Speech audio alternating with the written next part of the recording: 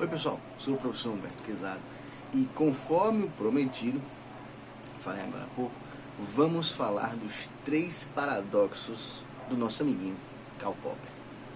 A gente vai aproveitar, obviamente, os acontecimentos dessa semana que envolveram aí o apresentador Monark, todo mundo conhece, do podcast Flow, um dos maiores, mais impactantes podcasts do Brasil, no quesito audiência, alcance, patrocínio. Os caras ainda são muito grandes. Então ele querendo reforçar uma ideia pretensamente revolucionária, ao meu ver estúpida, de liberdade total e restrita, liberdade de expressão, ele disse, pasme, ele disse que poderia ser criado no Brasil um partido nazista chancelado pela lei. Olha o absurdo que o camarada disse. Partido nazista chancelado pela lei.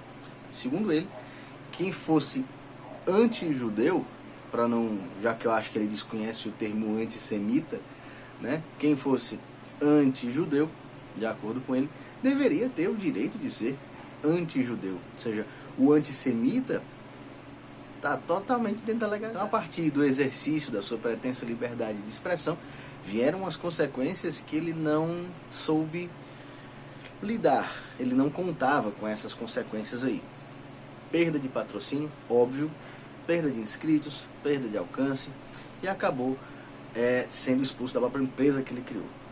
O outro caso é o do apresentador da CNN e ex-BBB, Adrilles Jorge, que ao final de um dos programas, o programa onde ele estava debatendo, enquanto ele estava fazendo uma comparação entre nazismo e comunismo, e foi interrompido pelo âncora, porque, enfim, estava acalorada a discussão, ou já estava na hora de terminar o programa, ele deu um tchauzinho que naquele contexto parecia uma saudação nazista, o Sieg Heil, ainda mais dentro de um contexto onde se falava de nazismo, seguida de um riso incontido.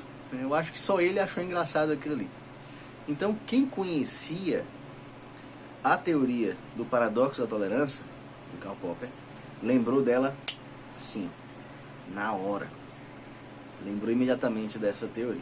Pois bem, o que é isso? O paradoxo da tolerância é um dos 3 paradoxos que são mencionados pelo nosso amigo Karl Popper em seu livro A Sociedade Aberta e os Seus Inimigos, The Open Society and Its Enemies, no inglês. Esse paradoxo especificamente nos ensina que a tolerância ilimitada leva ao desaparecimento da tolerância. Por isso é um paradoxo. Se você for tolerante demais, você acaba não sendo mais tolerante. Por quê? E como isso acontece? Vamos ver. Vamos imaginar aqui, em uma sociedade fictícia, que todos, literalmente todos, pudessem dar a sua opinião. Todo mundo tem o direito, vez e voz de dar a sua opinião política. Uma situação onde a opinião de todo mundo seria ouvida e considerada, certo? Primeiro ponto. Eventualmente, teríamos pessoas intolerantes, leia-se, nazistas. Então, a sociedade, certamente, ela não está preparada para se defender desse tipo de gente.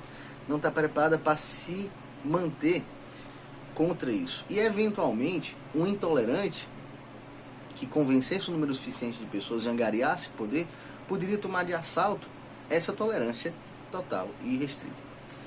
O Karl Popper, ele é bem claro quando ele menciona que toda filosofia com a qual você possa debater, com a qual você possa combater com argumentos racionais, no campo das ideias, ou que você tenha um mínimo de civilidade na discussão, a exemplo, na maioria das vezes, aquela clássica dicotomia mais Estado, menos Estado, esquerda, direita, cima, baixo, centro, centro-esquerda, centro-direita, suas variantes, essa discussão é válida dentro do campo político e filosófico.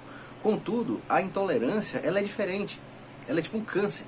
Ela pode surgir no ambiente social e ter uma força tamanha a ponto dos seus líderes ideológicos forçarem os seus seguidores a ignorar argumentos racionais e combater as ideologias que lhes são contrárias, as outras filosofias e ideologias que lhes são contrárias, na base da força, na base do cacete. E não é assim que funciona. né? Ou seja, uma ideologia intolerante, ela vai ser intolerante com as outras. Então, de acordo com o próprio autor, devemos-nos então reservar, em nome da tolerância, o direito de não tolerar o intolerante. Devemos exigir que qualquer movimento que pregue a intolerância fique à margem da lei e que qualquer incitação à intolerância e perseguição seja considerada criminosa. São palavras dele, do próprio Karl Popper. Então, John Rawls, muito conhecido, influenciado por Karl Popper, ainda que ele acreditasse em uma tolerância mais ampla que a do próprio Karl Popper, que ele propõe, uma tolerância mais abrangente, o John Rawls acreditava que uma filosofia intolerante, ela não tem o direito de reclamar de uma eventual intolerância. Seria um contrassenso. E que, da mesma forma, uma sociedade justa, ainda que seja tolerante, ela possui um sentimento de autopreservação. Ele complementou a teoria aí do Karl Popper, tanto que Karl Popper é de 45 e John Rawls é de 71. Eles devem restringir, uma sociedade justa tem que restringir essas seitas intolerantes, né? Então, dessa forma, a gente ficou sabendo, desde Karl Popper, John Rawls, que dar vez e voz a essas ideologias intolerantes certamente é danoso a qualquer sociedade. Então, acho que resta claro aqui que não é correto permitir a criação de um partido nazista, meu amigo. Isso não existe, certo?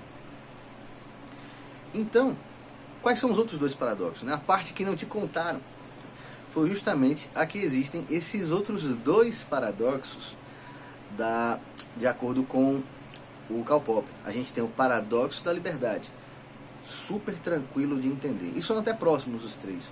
Olha só, lá de Platão foi que ele puxou isso. Ele puxou lá de Platão. E Popper nos ensina que em uma sociedade 100% livre, no paradoxo da liberdade, uma sociedade 100% livre, eventualmente alguém vai utilizar a sua liberdade para desafiar a vida em sociedade. Eu sou livre, eu sou tão livre a ponto de querer desafiar a lei.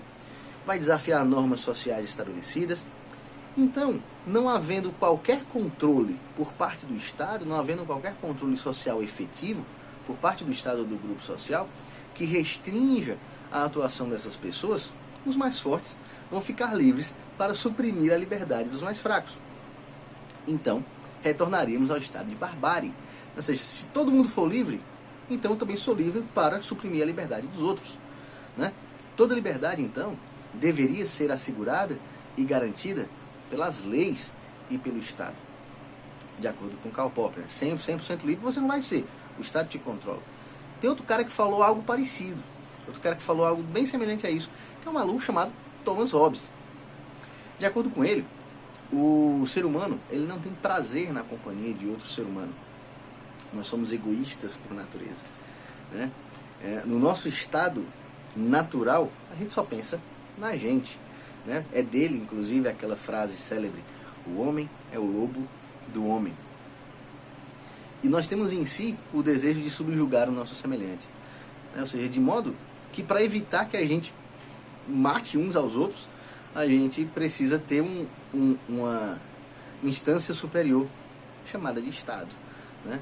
Ele faz alusão a isso ao Leviatã, né? O monstro bíblico, que dá inclusive nome ao seu livro, tem aqui na minha biblioteca. Então, ou seja, da mesma forma, não dá para ser 100% livre. É um paradoxo.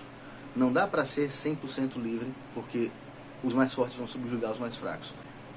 Por fim, e o último deles, a gente tem o paradoxo da democracia. Olha só, o paradoxo da democracia, ele foi mencionado muito brevemente, foi mencionado numa notinha de rodapé no livro Sociedade Aberta e os seus inimigos.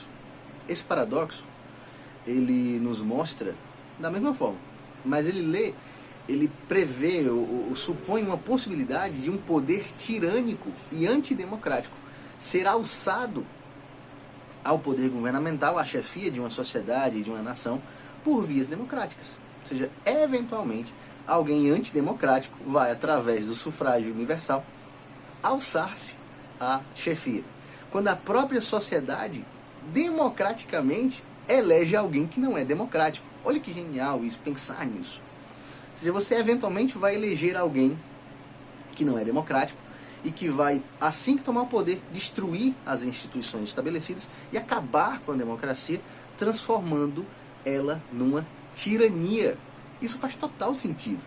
E sabe quem foi? Curiosidade, sabe quem foi que chegou ao poder democraticamente? O povo colocou ele lá e sem desrespeitar uma única lei.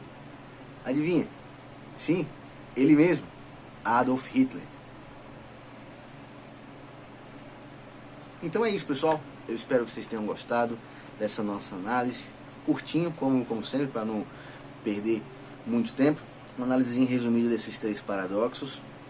Se vocês quiserem mais, a gente esmiuça mais algum deles, e esmiuça todos os 3. Se você gostou, curta, compartilhe, me siga nas minhas redes sociais, entre em contato, mande mensagem, elogios, xingamentos. E é isso. Valeu, espero que tenham gostado. Cola aqui com a gente que é sucesso. Valeu e até a próxima.